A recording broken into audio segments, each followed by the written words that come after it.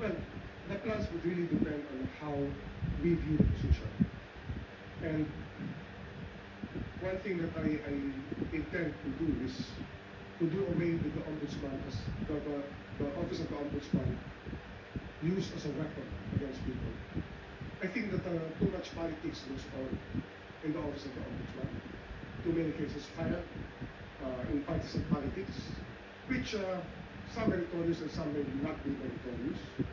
And I think that we have to do away with many of these that are really not there to harass people. So the weaponization of the position should not happen and should not be countenanced. Number two, well, we have to have a system to get rid of the backlogs that are pending there. Because many people cannot get clearance for some reason.